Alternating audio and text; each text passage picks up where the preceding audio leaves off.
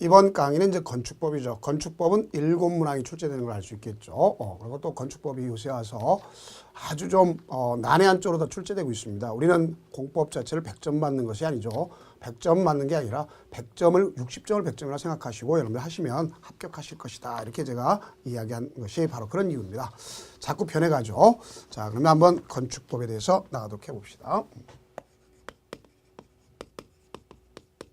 7문화가 출제되는데 이 건축법에서는 가장 중요한 것이 뭐가 있어야 돼요? 대지가 있어야 되겠죠. 집을 짓기 위한 대지. 대지 위에 뭐가 있어야 되겠죠? 건축물이 있는 거 아닙니까? 그러면 이들에 대해서 건축물은 나름대로 구조가 있겠고 설비가 있겠고 용도가 있겠고 이런 것에 대한 결과적으로 기준이 있을 거 아닙니까? 그렇죠? 이거에 대한 기준. 그래서 이런 거에 대해서 이들 자체에 대해서 뭘 강조하느냐. 안전, 기능, 미관, 환경 이걸 갖다가 증진시켜서 한 거죠. 그래서 이걸 증진시키기 위해서 뭐로 정하는 거냐. 결국 우리가 왔을 때 공공복리 증진. 우리가 왔을 때 공공의 복리를 증진한다. 이런 뜻을 볼 수 있어요. 그래서 전체적으로 더불어 살자. 공공 복리 증진에 있구나 이렇게 볼 수 있습니다. 그러면 바로 이 건축법이 강조하는 것이 이러한 건축물에 대한 개별 규제다 이렇게 볼 수 있어요. 그래서 이 개별 규제가 여기에 위에서 금지가 돼 있고 지장을 초래가 금지돼 있고 이 금지가 여기에 적합한 경우에 금지를 갖다가 해제해 줍니다. 그래서 이 금지 해제를 우리가 뭐라면 허가라고 하죠. 그래서 건축법에 강조하는 건 사업법이 아니고 허가하는 개별 규제하는 건축 허가 절차를 규정한 법이구나. 궁극적 목적은 공공복리 증진에 있다 이렇게 보시면 되겠습니다. 자, 그렇다면 건축법의 용어 정의 중에서 이제 건축 관계자라고 할 수 있는 건축주가 있겠죠. 자, 건축주라는 것은 건축물 건축, 대수원, 용도 변경, 건축설비 설치, 공작물의 축조 이런 공사를 발주하거나 현장을 들어 스스로 공사를 하는 자를 건축주라고 그러죠. 그다음 설계자가 있죠. 설계자는 자기 책임, 보좌 도움을 받는 경우도 있지만 자기 책임으로 설계 도서를 갖다가 작성하고 설계도서 의도한 바를 해설하고 지도하고 자문에 응하는 사람을 이야기하는 거고. 그다음 거기 이제 설계 도서란 그런 뜻이고 설계자에 의해서 이루어지는 것이지 않습니까? 그래서 건축에 관한 공사용 도면, 구조, 계산서, 시방서 이런 것에 필요한 서류를 얘기하는 거고. 그다음 공사 감리자라 했죠. 자기 책임, 보조자한테 도움을 받는 것도 있지만 바로 건축물의 건축, 설비, 공작물의 설계대로 내용대로 시공되는지를 확인하는 자. 한마디로 품질 관리, 공사 관리, 안전 관리 등을 지도 감독하는 자를 뭐라 해서 감리자라는 거죠. 시공자는 건설 공사를 하는 자를 얘기하는 거죠. 그래서 이렇게 가져가서 건축주, 시공자, 감리자, 설계자 이 사람들을 건축관계자라고 하는 것이다 하는 것을 아시면 되겠습니다. 자, 다음은 이제 주요 구조부란 용어 정의 중에서 주요 구조부란 말을 갖다 우리가 좀 공부 좀 해야 되겠구나 하는 볼 수 있어요. 그럼 여기 보면 이 주요 구조부의 형태를 갖다 보면 무엇을 이야기하는지를 한 번쯤 생각해 봅시다. 자, 이 주요 구조라는 것은 우리가 건축물이 있다 그러면 이와 같이 지붕 틀이 있을 거 아닙니까? 그러면 거기에서 기둥과 기둥 사이가 있겠고, 그렇죠? 그럼 기둥과 기둥 사이를 연결하는 것. 자, 이거는 기둥이겠지만 이걸 연결한 걸 보고 위에 거를 지붕 틀이라고 그러죠. 그 다음 여기 있는 이 부분을 갖다가 내력벽, 힘받는 벽. 그 다음에 주계단이 있겠고 그 다음 바닥이 있겠죠. 바닥. 근데 바닥이지만 최하층 바닥이라든가 사익기둥이라는 이런 것은 제외가 되는 것을 알 수가 있습니다. 그래서 거기에 문제를 본다 해도 잘 알 수 있겠네요. 자, 뭐가 있어요? 건축법상 주요구조에 해당하는 것은, 자, 주요구조문은요, 우리끼리 암기할 때 내기, 바보, 지, 주 그러면 되겠어요. 내력벽, 기둥, 바닥, 보, 지붕틀, 주계단 이렇게 보는 것이죠. 그럼 사익기둥, 작은 보, 차양 안 되고 지붕틀, 4번이 정확한 정답이구나 하는 것을 아실 수 있겠네요. 그 다음 우리가 이제 발코니란 말이 있습니다. 발코니란 말하고 자꾸 여러분들 이런 말을 갖다 자꾸 혼동하는데 혼동해서는 안 되죠. 베란다라고 하는 것은 뭐를 갖다 기준점으로 하냐면 이 건물의 면적 차이 때문에 형성된 부분을 베란다라고 하는 겁니다. 이 부분이 베란다야. 그러나 이 발코니라고 하는 것은 같은 뜻이 아니라 이 건물의 외벽에 돌출되어 있는 노대의 일종이다 볼 수 있겠어요. 그래서 아파트의 경우도 이와 같은 경우인데 자 여기에 출입구가 있으면 난간을 두겠죠. 난간을 1.2m를 두는 것을 알 수가 있어요. 그래서 건축물의 내부와 외부의 연결을 완충 공간으로서 전망, 휴식 목적을 위해서 외벽에 부과된 소위 노대의 일종이다 이런 얘기입니다. 외벽에 부과되어 있는 것으로서 공간. 그러면 주택을 설치하는 경우는 주택 설치된 발코니는 대개 보면 뭐로 나누냐 거실, 침실, 창고 이런 용도로 쓰고 있다 볼 수 있습니다. 다음 건물이 있을 때 자 여기 건물이 있다면 높이를 기점을 해보자. 그러면 높이가 보게 되면 30층 이상이 있거나 또는 1층을 4m로 봅니다. 그러면 4, 3, 12, 120m 이상 이렇게 된다. 그러면 이걸 갖다가 고층 건축물이라 무조건 이렇게 넘게 되면 이걸 갖다 고층 건축물이라고 하는 거예요. 그럼 그 고층 건축물 중에서도요. 자, 다시 고층 건축물은 다시 나눌 수가 있는 거예요. 고층 건축물인데 이놈을 고층 건축물인데 그 고층 건축물은 다시 나눠서 뭐와 뭐로다 나눌 수 있느냐? 자, 여기 보면 50층 이상이거나 4, 5, 20, 200m 이상. 그러면 여기 있는 요걸 갖다가 초고층 건축물이라고 하는 거고. 그럼 밑에 있는 얘는 초고층이 아니라 뭐라고 할 거냐? 준초고층, 준초고층. 자, 고층 중에서 초고층이 아니면 준초고층이라는 얘기죠. 그러면 요 사이에 있는 걸 준초고층이라고 한다. 이렇게 볼 수 있어요. 이게 왜 필요하냐? 피난 안전구역 때문에 필요한 것이구나 하는 걸 볼 수 있어요. 그 다음 무슨 건축물이냐면 다중이용 건축물이라는 게 있습니다. 다중이용 건축물에는 가장 중요한 게 불특정 다수인이 자 누가 그랬어요? 불특정 다수인이 자 여기 보면 가장 중요한 불특정 다수인이 그 이용하는 건축물로서 가져간다고 볼 수 있겠죠. 그리고 여기는 일정한 요건 둘 중에 하나의 요건을 갖추고 있는 경우가 여기에 해당한다 이렇게 볼 수 있습니다. 자 그러면 바닥 면적 이와 같은 문화 지표로 쓰이는 바닥 면적 합계가 5,000제곱미터 이상 건축물. 그럼 그 중에 문화 지표 시설 같은 거 예를 들어서 여러분들 예식장 같은 거 있잖아요, 그렇죠? 그런 걸 얘기하는데 단 전시장, 동물원, 식물원은 제외가 되고요. 그다음에 종교 시설도 바닥 면적 합계가 역시 마찬가지로 될 수 있겠고요. 그다음 판매 시설, 그다음 운수 시설 중에 여객용, 그다음에 의료 시설 중에 종합병원, 그다음 숙박 시설 중에 관광 숙박 이런 게 있겠고 또 나가서 16층 이상인 건축물이 여기에 속한다 이렇게 볼 수 있습니다. 자 그렇다면 건축법령상 다중이용 건축물에 해당하는 것은 그랬습니다. 특정한 다수의 사람들이 이용하는 건축물을 전제로 한다 그랬는데 종교 시설로서 바닥 면적가 5,000제곱미터 이상이어야 되겠죠. 아니면 16층 이상이 돼야 되겠죠. 그럼 이거 틀렸고요. 문화 집회 시설로서 바닥 면적 5,000제곱미터 이상. 근데 뭐가 틀렸어요? 전시장은 안 된다 그랬죠. 자, 그러면 숙박 시설로 사용하는 바닥 면적가 5,000제곱미터 이상 16층 이상.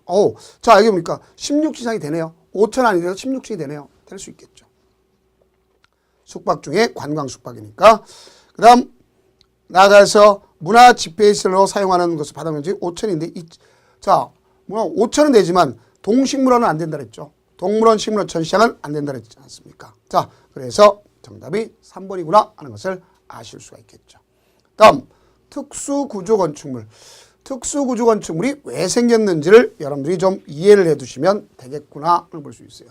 그 이유가 좀 안 좋은 우리가 사건들이 있었죠. 경조 리조트 붕괴 사건이 있었죠. 그 체육관.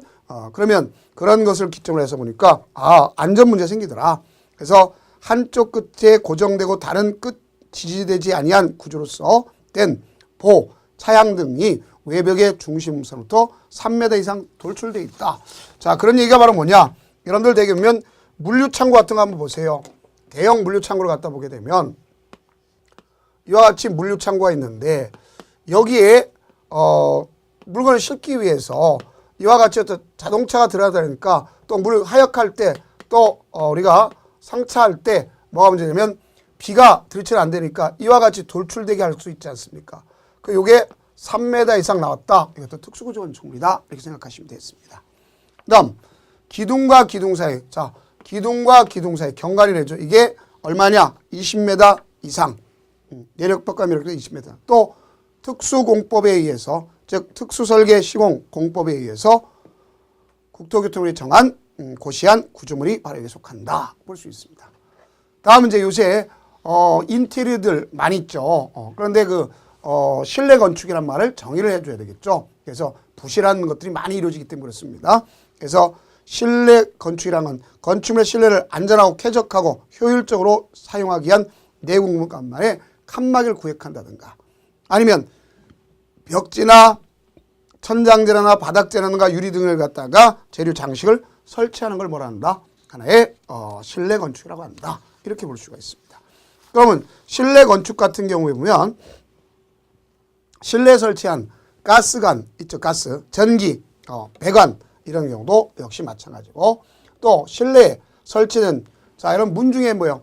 유리문 중에서 끼임 방지를 위해서 가서 여러 가지 그 실리콘 형태로 된 걸 갖다 하는 그러한 재료를 설치하는 것도 있죠. 이것도 실내 건축물이다. 볼 수 있습니다. 그러면 이런 내용도 출제되고 있구나 하는 볼 수 있어요. 건축법령상 실내 건축 재료 장식물에 해당하는 것을 모두 그런 것 그렇습니다. 실내 설치는 배수 설비, 배수 물 나가는 거 마찬가지죠. 네, 실내 설치는 환기 맞죠. 실내에 설치한 난간 맞죠. 재료. 실내에 설치한 창호재를 맞고 실내에 설치한 전기시설 맞습니다. 자, 그러면 다가 여기에 해당하는 것이다 하는 것을 알 수 있네요. 그럼 지금까지가 일반적인 관련된 용어에 필요한 부분만 설명했습니다. 그 다음에 이제 건축법을 적용할 때는요. 건축법의 적용이라 해서 자 건축법을 갖다 적용한다 그러면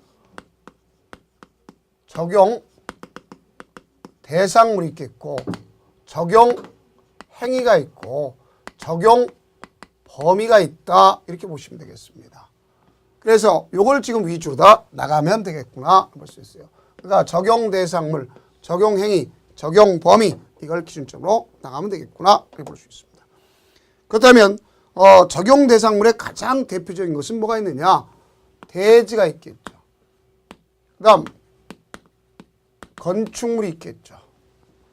다음에는 우리가 건축설비, 공작물이 있습니다. 그 우리가 대지라고 하는 것은 이 대지라고 하는 것은 원칙적으로 공간정보 구축 및 관리 등에 관한 법률에 따라서 뭐라고 쓰면 1필지가 1대지다 이렇게 볼 수 있겠죠. 자, 이게 뭘 뜻할 것이냐? 예를 들어서 서울특별시 영등포구 서울특별시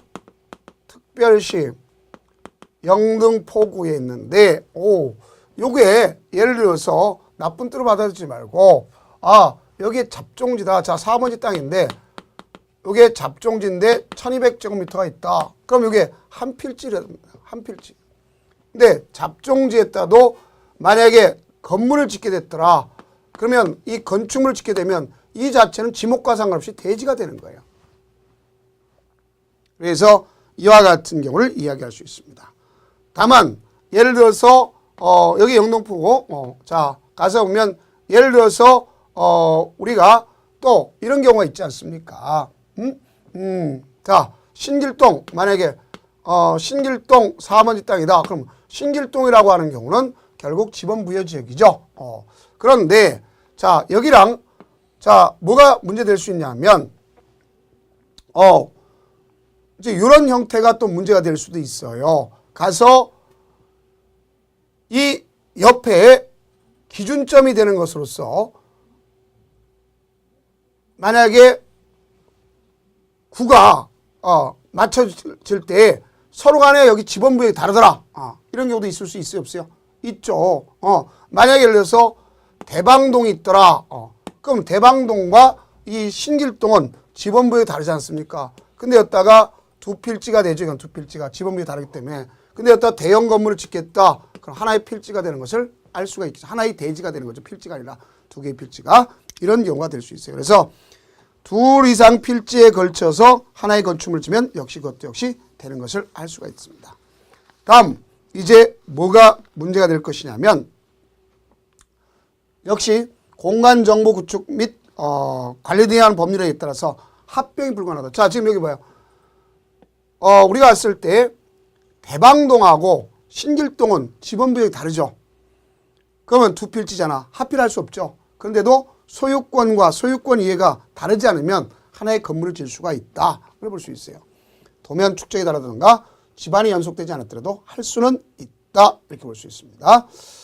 그 다음에 이제 주택법상의 사업계획서는 어딘? 사업계획서는 일단의 토지도 될 수 있겠고 또 도로의 지표하에 건축하겠다. 자, 어디에다 건축하겠다? 지표하에 건축하겠다. 그러면 도로의 지표하에 건축한다면 허가권자, 즉 특광자, 시장, 군수가 가서 거기에 정한다. 그럼 그것도 역시 될 수가 있다.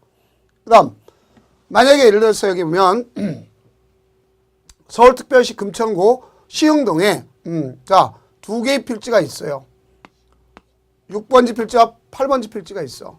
그럼 내가 했다가 건물을 짓고 나중에 사용 승인 때 합필하겠다. 그러면 두 필 이상이 하나의 대지가 될 수도 있구나 볼 수 있어요. 거꾸로 자, 둘 이상의 필지가 일부가 그러니까 둘 이상 필지의 일부가 하나의 대지가 되는 경우도 있다. 이렇게 볼 수 있습니다. 그러면 이런 경우가 볼 수 있겠죠. 자, 여기 4번지 5번지 땅인데 이 중에 일부만 자, 여기다가 청사부지가 필요해. 그러면 이것도 역시 건축물을 졌잖아요. 그죠? 그럼 이것도 두 필이지만 일부가 하나의 대지가 되는 것을 알 수가 있겠죠. 또 농지법에 의해서 과수원 내에서 여기에다가 주거용을 짓겠다. 주거용을 짓겠다.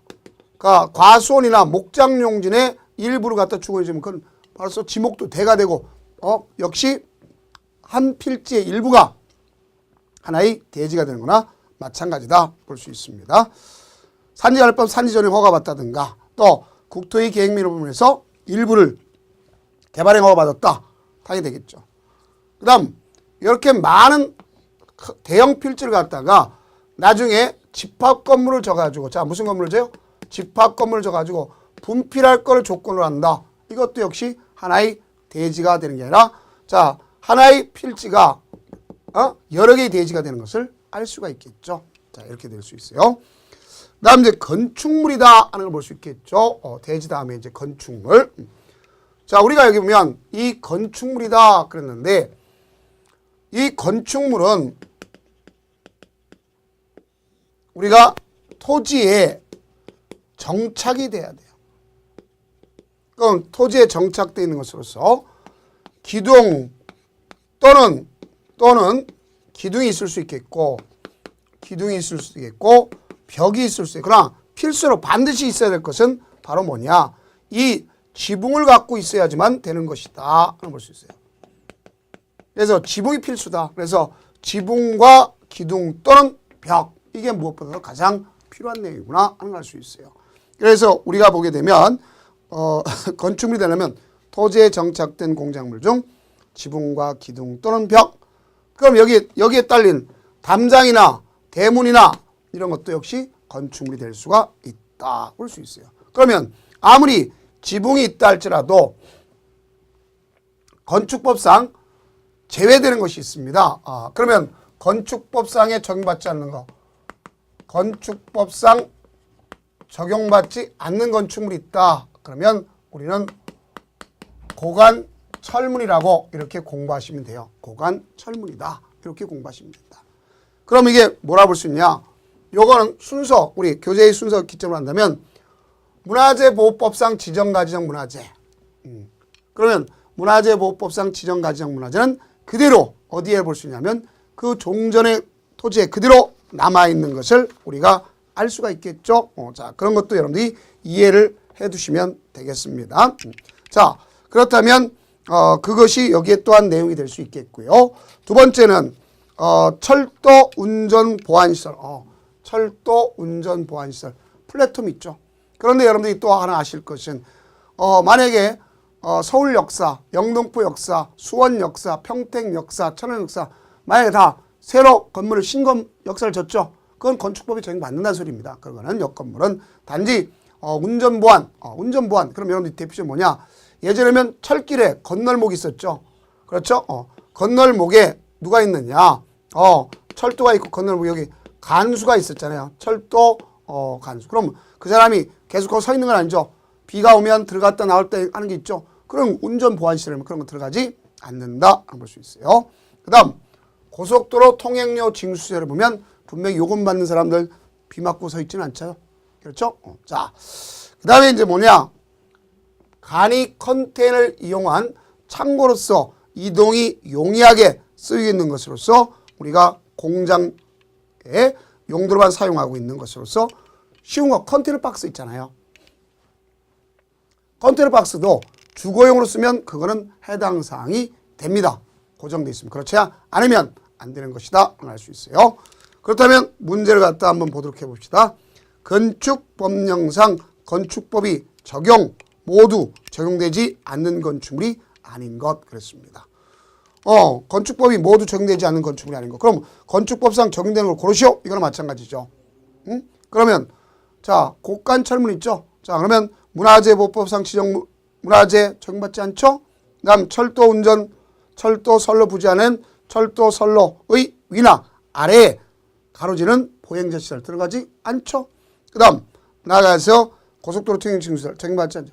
자, 지역자치센터. 자, 이건 공공시설로서 건축물에 속하죠. 그래서 이건 들어가는구나. 4번이다. 볼 수 있습니다. 다음은 이제 건축물에 관한 사항 중에서 건축물에 대한 용도가 있더라 하는 걸 볼 수 있겠죠. 건축물의 용도. 자, 건축물의 용도는 28개가 있습니다. 자, 이걸 갖다가 묶어버리면 이제 시설별로 묶을 수가 있어요. 그래서 건축물의 용도란 건축물이 종료를 유사한 구조, 이용 목적, 형태별로 묶은 것을 말하는 것을 볼 수 있습니다. 그래서 우리는 각 용도를 나눌 때 28개를 나누는데 그 28개 중에서도 이제 몇몇 가지 우리가 중요한 포인트를 몇 가지를 그 교재 보면서 알 수 있으면 되겠어요. 대표적으로 이제 단독주택 있죠.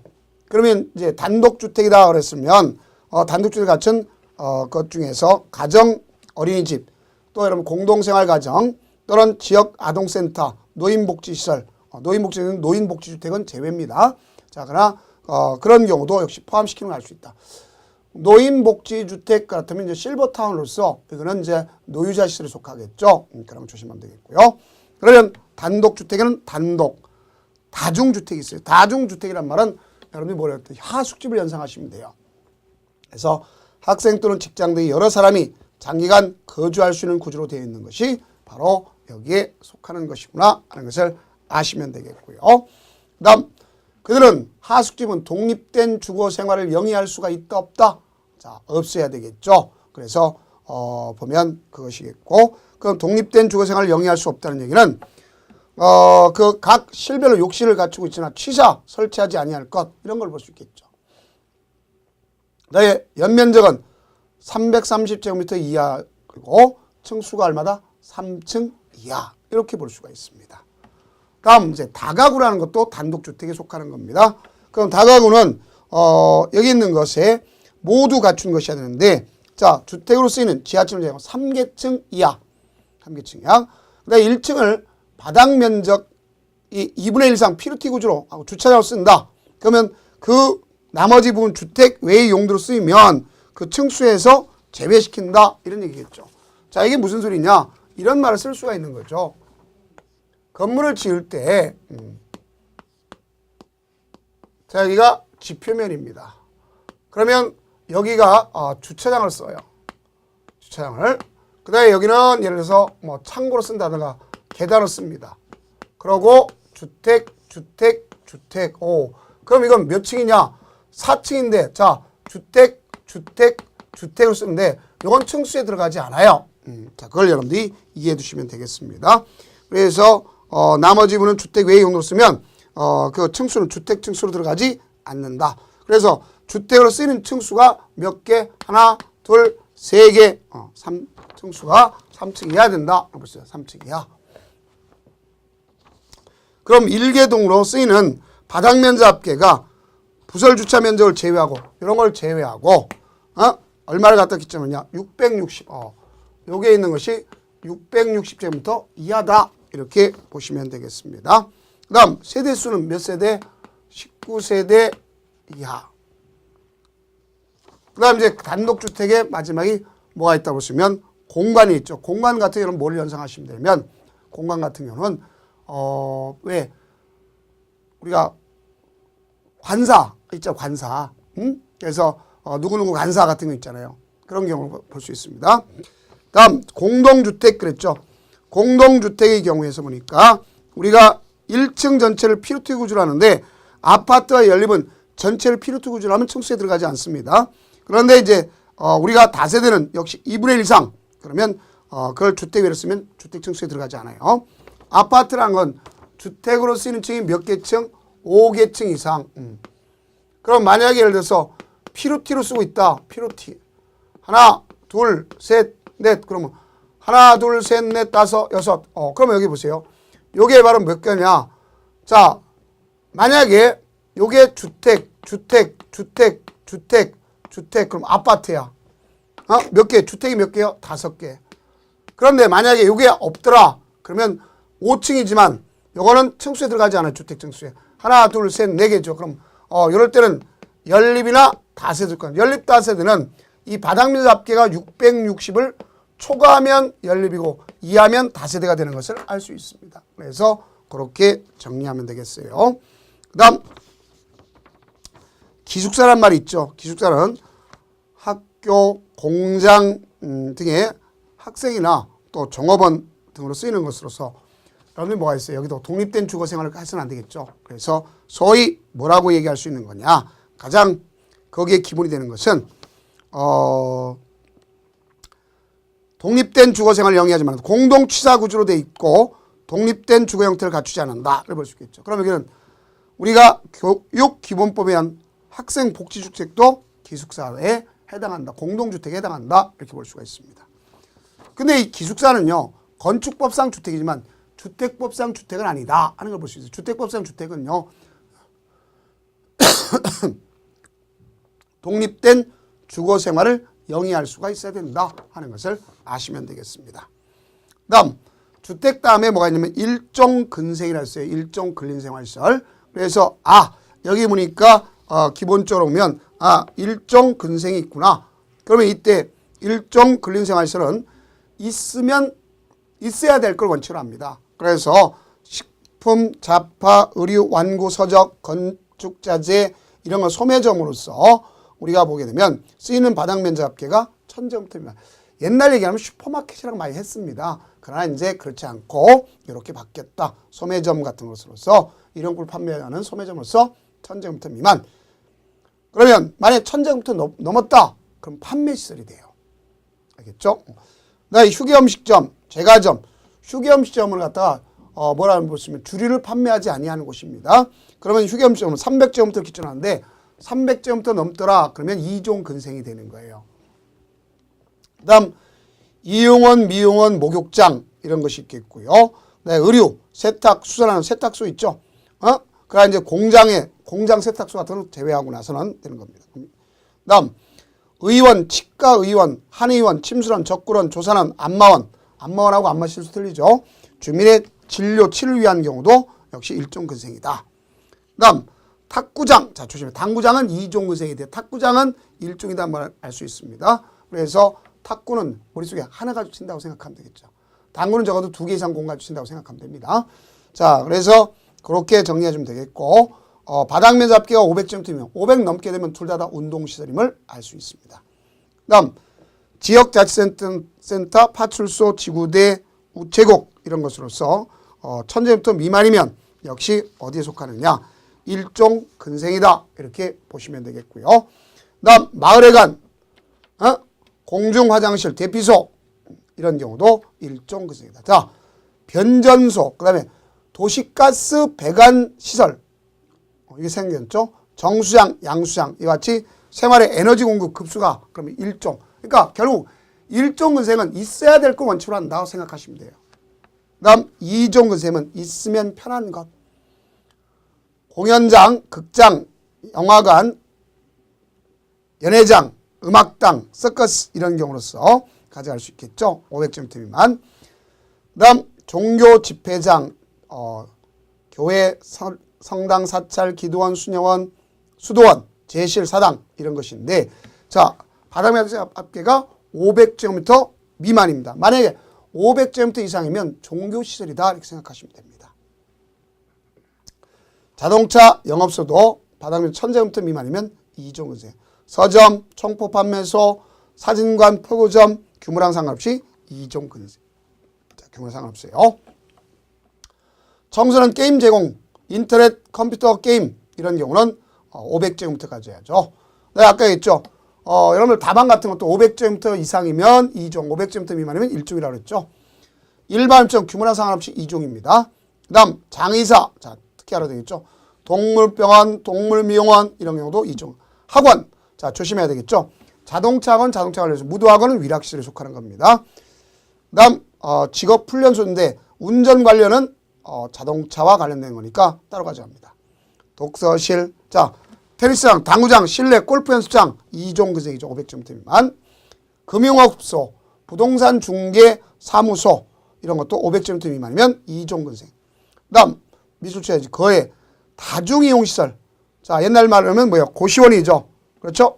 그래서 독립되지 아니하고 바닥면 500제곱미터 이하면 500제곱미터 미만이면 2종, 500제곱미터 넘게 되면 숙박시설이 되는 것을 알 수가 있습니다. 그 다음 단란주점 얼마 기점이냐? 150제곱미터 미만을 기점으로 한다 하는 걸 볼 수 있겠고요. 그 다음 안마실소, 놀이영장은 규모랑 상관없이 다 여기 속한다. 나 이제 문화 집회시설은 조심할 게 있습니다. 뭘 조심해야 될 것이냐? 동식물원 문화 집회시설이요. 그러나 여러분들이 식물원, 동물원, 수족관 당연히 되겠지만 자 뭐와 관련되어 있냐면 동식물 관련 시설하고 차이가 있다는 걸 알 수 있죠. 축사, 퇴비사 이런 거랑 차이가 있다 하는 걸 아시면 되겠습니다. 나의 집회시설, 관람장, 전시장 이런 경우를 갖다 여기 속하죠. 종교, 아까 했죠. 이종 근생이 아니어야 되겠죠. 다음 봉안당 역시 종교시설입니다. 판매, 도매시장, 소매시장 중에서 규모가 큰 거, 상점 규모가 큰 걸 얘기했죠. 다음 운수시설, 여객자동차, 철도, 공항, 항만 이런 것이 있겠고 의료시설, 자 조심해야 되겠죠. 자 의료시설 갖다 기초로 보니까 어떤 경우가 있느냐. 가서 보면 병원, 종합병원, 병원, 치과, 한방, 정신병원, 요양병원, 격리병원, 전염병원, 마약진료소 같은 것이 여기 속한다 볼 수 있겠죠. 교육연구시설 중에서 이종근에 속하지 않은 건데 유치원, 유아원하고 틀리죠. 유아원은 노유자시설에 속하겠죠. 그 다음 우리가 갔을 때 초, 중, 고, 대학 이런 것이 있겠고요. 직업훈련소, 교육원, 자 우리가 보면 되겠죠. 도서관. 노유자 시설에 보면은 우리가 조심할 게 노인복지, 즉 우리가 갔을 때 노인복지시설 조심해야 되겠죠. 그 다음 다른 건 다 정리한다 할지라도 이제 숙박시설은 일반 숙박이 있고 생활숙박. 자 일반 숙박이 여러분들 그냥 드나드는 걸 얘기하고 생활숙박이란 거기서 취사까지 하는 걸 갖다 볼 수 있겠죠. 그 다음 관광숙박이 있습니다.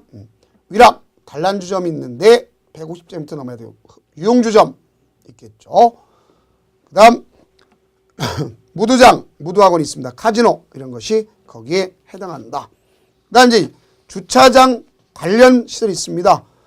주차장, 세차장, 폐차장, 검사장, 매매장, 정비공장, 그 다음에 자동차 관련 시설에서 운전학원, 자동차 정비학원 이런 것이 여기 속하는구나 하는 걸 볼 수 있습니다.